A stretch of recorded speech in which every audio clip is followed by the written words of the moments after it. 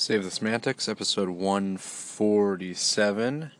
It is July 11, 2021. My name is Myro. This is the podcast where I talk about stuff. And shit, yeah, that's pretty much it. And just kind of give updates on what things are going on at this very moment in time, how I'm feeling. At least that's sort of lately been the case. And things that I am looking forward to, which I sometimes talk about. It's been a little bit since I last recorded. I think maybe a couple of weeks.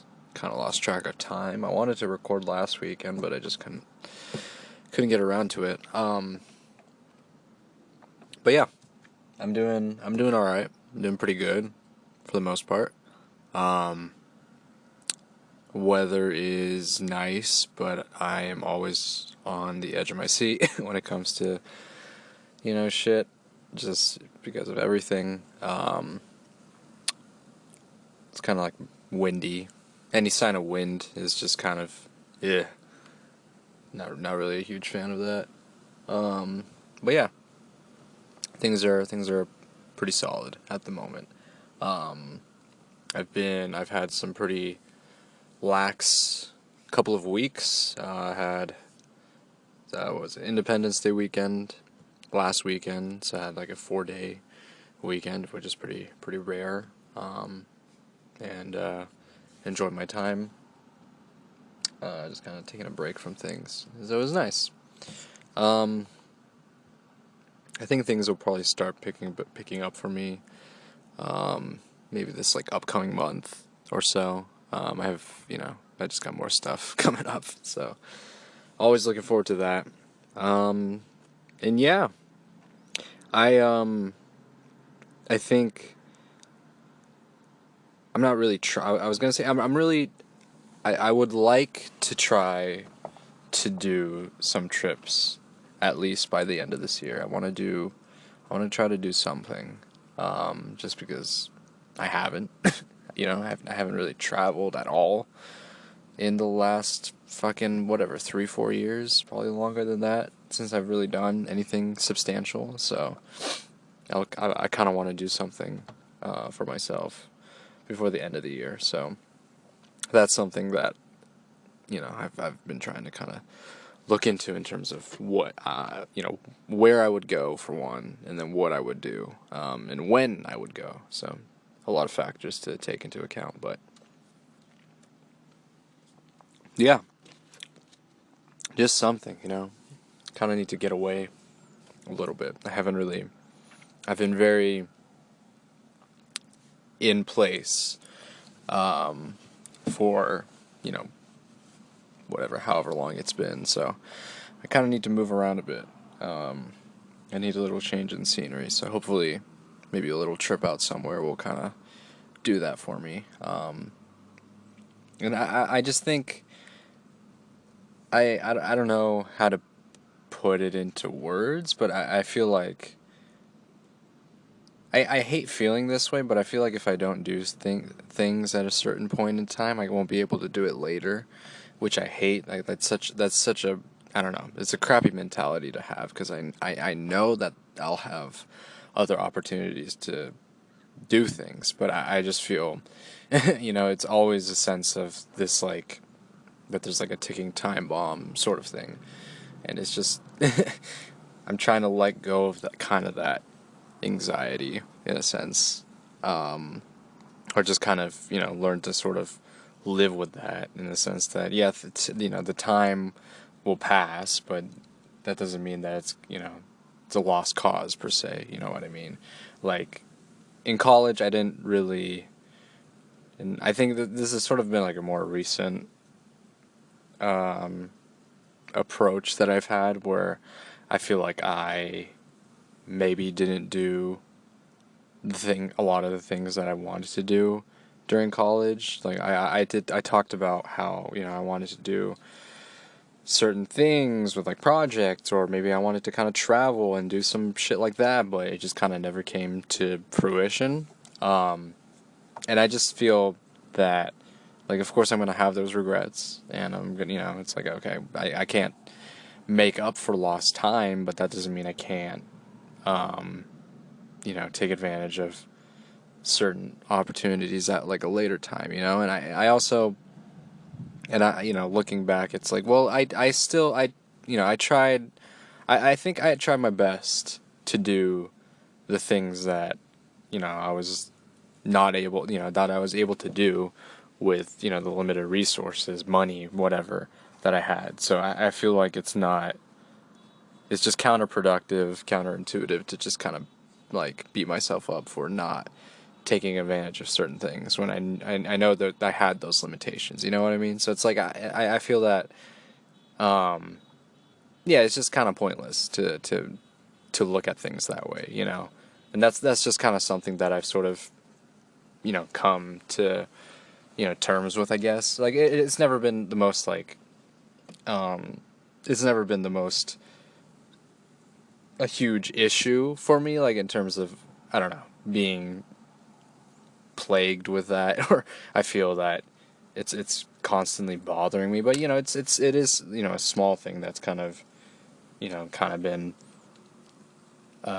just kind of there. So I think that it's really not worth the time and the energy to kind of be like, well, I wish I could do that. Yeah, of course, everyone wish they could do shit. It's like there's always going to be something that you're not going to be able to do. It's just kind of impossible to do everything, and depending on your situation, sometimes you're not able to. So, and I was kind of in that position. So I don't think it's fair for me to kind of beat myself up for those things. So yeah, it's not worthwhile regretting the things that I couldn't do, and it's not worthwhile to overly criticize myself for not making up for lost time, so yeah, I just think that it's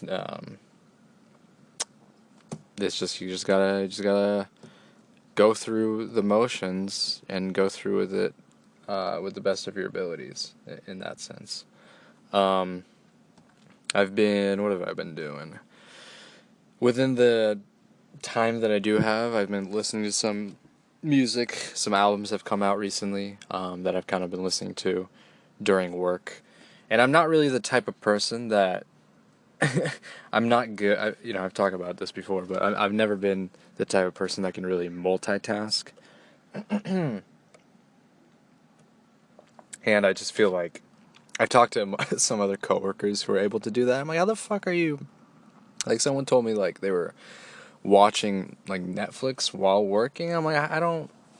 Even if it's for something like menial or something like monotonous, like I just don't understand. Like, it's like, how the fuck are you managing to keep your focus on one thing and then watch a show or a movie on the other? It's a lot of brain power, man. I don't have that.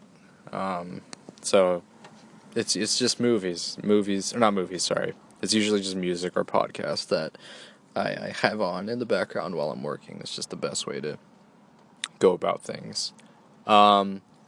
Anyway, so I've been listening to what's come out. I listened to Tyler, the Creator's new album. I mean, that came out a little bit ago, maybe like a week ago. And I really enjoyed it.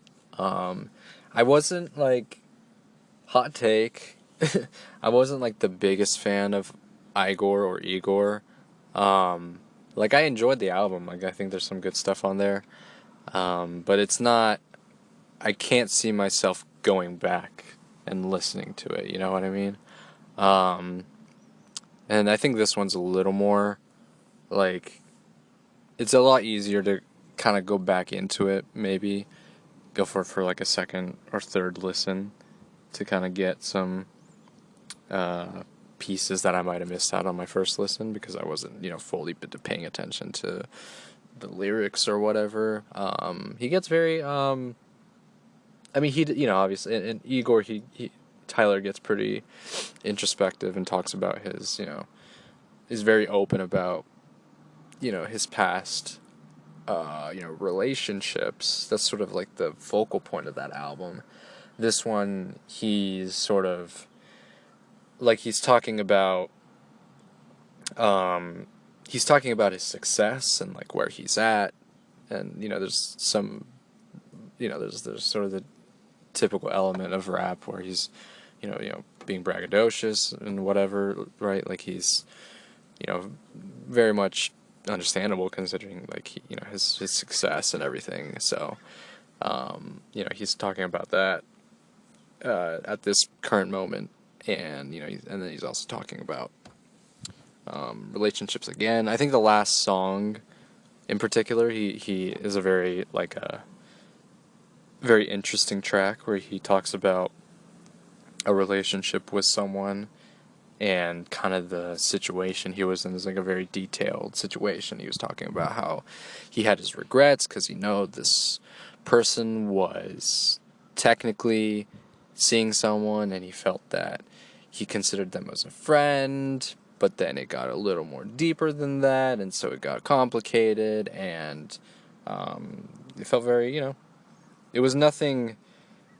There were no crazy metaphors or anything like that. Like, it was pretty straightforward. If you listen to, front to back, you're like, okay, I got, it's a very clear and concise perspective of this relationship he had with this person, and kind of how he sort of reflected on it. But it's nice. I really enjoy those types of tracks that are very, heavily story driven. Like, one of my favorite songs as of late is on Saba's Care for Me is Prom King. I think that song is kind of, in that similar vein of, heavily story driven. I think that song is a little more it's very sad and it's a lot more depressing, but still it's sort of in that same vein of, like, storytelling of kind of, he introduced both artists kind of introduced this. They set it up with themselves by placing themselves in the story. In, like, Saba's case, he's, like, talking about his relationship that he had with his cousin, and then just kind of builds up from there, and and he puts in specific situations that they were in.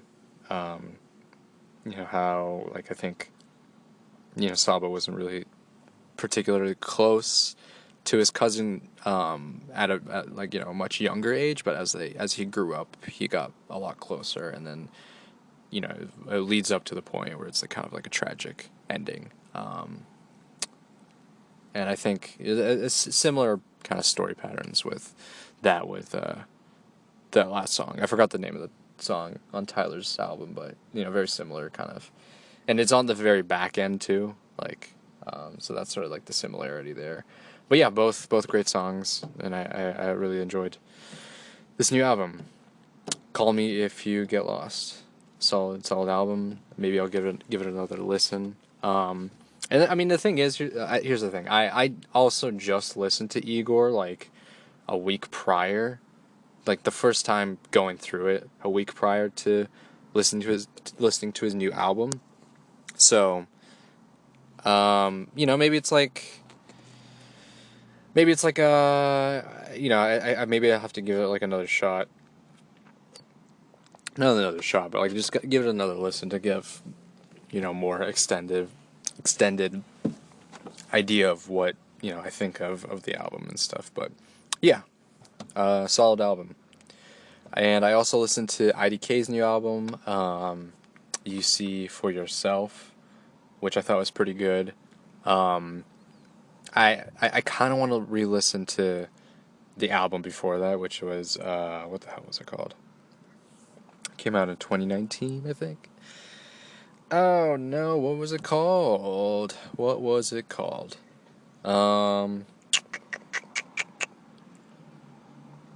the hell was it called? I Was Very Bad was his first album, which is still my favorite of his. The second one was Is He Real? That's what it was called. Is He Real? And I thought that one was pretty good. I think I kind of want to give it another listen just because it's been a little bit since I've gone through a full album listen. I have been listening to a lot of IDK though. Like I've been listening to the singles that have come off the new album, and then just kind of listened to it again when I went through the full track list. I think I read one comment. I think it was like on the Reddit thread that said that, and I have a kind of a similar feeling, and I kind of agree with what this person said, that this album is pretty good. I think in terms of like the execution and sort of the concept of the album falls maybe a little short to what maybe he envisioned. Like I think there's like a few pieces that weren't, super tight. Some songs felt incomplete, and it just wasn't, in terms of a project in itself, it wasn't the most like cohesive. But individual songs on that album are great. Like Peloton is fantastic. What else? Shoot My Shot. I've been listening to that song for a while because it's been out for maybe like a couple months. And what else? All the singles that came off of it are great. The song with Young Thug is solid. I'm not a huge Young Thug fan, but I feel like that sound in particular, the beat, just kind of a weird, a little unconventional beat, kind of worked in the song's favor, and so I was a fan of that. What else? I think the last couple of tracks are pretty solid. The major criticism I have of the album is the song Red with MF Doom. What else? West Side Gun and Jay Electronica. Like that, I just think my main criticism is Jay Electronica's verse. Like that shit was just terrible. It was so bad. I mean, like the beat was cool. I like the way that it started with West Side Gun's verse and then just kind of transitioning into IDK. And then MF Doom's hook was okay. It was a little half-baked. I think that's a pretty common criticism that I've seen. But man, it's just like putting Jay's verse at the end and just him spouting some, fucking, I don't know, some conspiracy shit, man. It just took away. Like, the first time I listened through that song, I was just, oh, man, dude. I was, like, literally facepalming listening to it. Like, I'm like, come on, dude, what the fuck? Said some shit like, you can go with Dr. Fauci, I'll stay with Dr. Williams, or something like that. And I forgot who he was, exactly who he was referring to, but it was some, some, like, anti-Semitic figure, Muslim figure. And it's just like, God damn it, dude. It's like, why you gotta make this about yourself? He really was, man. He was just like, this is how I feel about shit right now. Like, it's, it's like, just like the, vaccines and shit. God, dude. It's just so, I don't know, man. It's just so shitty, dude. I wish that verse wasn't even, like, on there. Like I said, I like the beat. I like pretty much most other things of that. The MF Doom verse or hook was, but it's just, man, that song just, like, left a bad taste in my mouth, so that was just unfortunate. And so that's like the major drawback of the album is that particular song, and then there's some pieces to it which I didn't feel were super developed in a sense. Like some songs kind of left a little bit more. I was kind of left wanting a little bit more from. Some people were saying that it was a very like heavily Kanye influenced album, and I could definitely see that.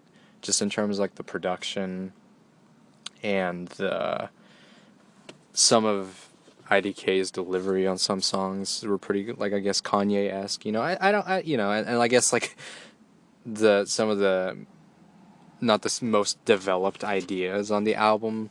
I guess you can kind of relate it a little bit to some of Kanye's projects he's done pretty recently. So yeah, I could definitely see those comparisons. I don't think it's like word for word. Some people are saying like, "Oh, he's biting his flow." I'm like, "No, he's not. That's not. No, I don't see that at all."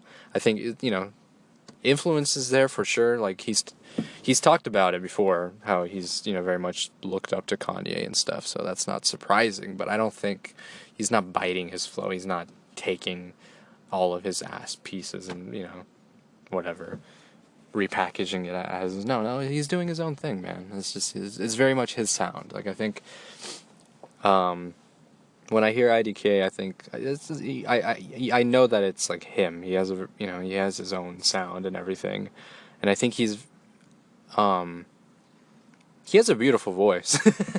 He does. He has a great voice. I think, outside of his like rapping ability, I think he just is just like he has a great singing voice. I mean, I think that's kind of shown on like Peloton. I think one of the best showcases of that. Is not on this album, but like is still on like I Was Very Bad, which is still I still feel like it's his best project, and it's also my favorite project of his, where he's like singing about his mom passing, and it's just incredibly, oh my god, I always feel like I've listened to that album like a bunch of times, and whenever it gets to those like the songs where he's rapping and singing about his mom's passing, it's just always like it always kind of evokes emotion out of me. So I think he has a very he's very talented. I just think that in terms of the composition of some of the albums, in terms of the way the album is structured, and maybe some of the songs are not the most complete. Like I think, at least for like the last two projects, just kind of you're I think you're just wanting a little bit more from him, because I think he can definitely deliver for sure, but yeah, I'm just like I'm very happy that I've kind of been a fan for like the last few years now. I've been listening to him for a little while now, and he's definitely grown to become one of my favorite artists. So I'll always be, I mean, at least for the time being, I'll be keeping an eye out for whatever he releases. So yeah, looking forward to more stuff coming out, and I'll definitely try to re-listen to some of the other stuff. And maybe if I go through, the new album again, like I'll just probably maybe have different thoughts on it. So yeah, solid album as well there. What else have I been listening to? Trying to think. I should really just jot these down. Yeah, not really anything. Did I talk about? I don't remember, man. I guess I could talk about it. I mean, did I beat it like recently? Like, what the fuck happened? I think I did, like last weekend. So I beat the main story of Ys 8. I think it was. I'm pretty sure it's last weekend, man. I'm losing track of time. And I think it's definitely gone up on whatever my sort of theoretical list of favorite games on the Switch and favorite like JRPG games. I think it was a very I going into it, like I didn't really know anything about it, which is great because I think that really helped elevate my overall enjoyment of the game and the story.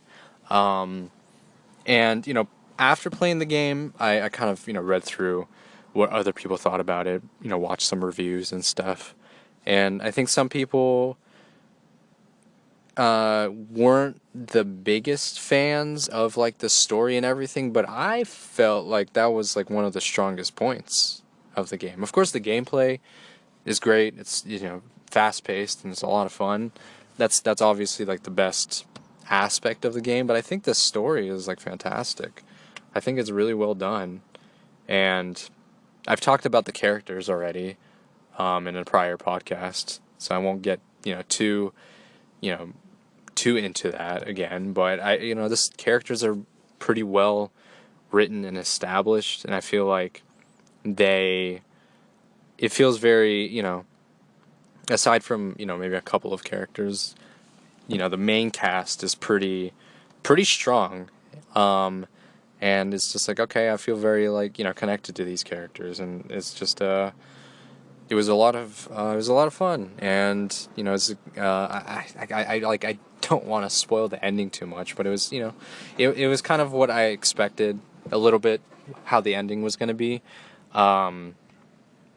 But it was like a satisfying conclusion, you know what I mean? And yeah, I got emotional, which is like not super common, I feel like, you know what I mean? I'm not usually super invested in like certain stories because it's pretty there's a pretty clear expectation of what's going to happen, but I think the emotional moments of that happen in the story were, they hit pretty well, I think. And I was surprised by that, and I kind of, elevated my enjoyment of the game. So happy I went through that. And I know Ys 9 just like got released, so I'll be playing that sometime in the future. I'm probably gonna maybe take a break. I mean, I think there's extra content. There's post game content with 8, so I'll probably do a little bit more with that because I'm a pretty big fan of the gameplay and everything. But I think I'm just gonna take a little break from like. I don't think I'm gonna delve right back into 9. You know what I mean? Before like shit happens. So I think I'm gonna maybe try something else. I did download Transistor because it was on sale, and I've played a little bit of that, so I might I might go through that, and then maybe we'll get into 9, or maybe I'm feeling I want to play something else. I don't know. It's been a little bit since I've felt invested in a game, and this Ys 8 has kind of scratched that itch, which I'm really happy about. I haven't really been as like invested or as intrigued by a game recently, so that's been nice. That's been a really nice. Happy that I kind of just stumbled across it. Even though it's like relatively well known, I guess, like, but it's not to the level of like other JRPGs, obviously, like Final Fantasy, Dragon Quest, whatever. But yeah, I'm happy that I kind of stumbled across that and was able to kind of get a pretty thorough enjoyment of the game. So yeah, I happy that I got to experience it, and I think we're gonna stop it there. I mentioned, I think it was last episode, I mentioned that I was gonna do an episode where I speak only Japanese, so I might do that later, coming up, depending on how I feel and everything. But yeah, I think I have some ideas. So I'm gonna try that for sure. It's just kind of a side thing, aside from whatever the main thing that I'm doing with this. And I'm gonna try that out. I think it'll be like a fun little experiment for me. So yeah, that's gonna do it for this episode. This has been Save the Semantics, signing off.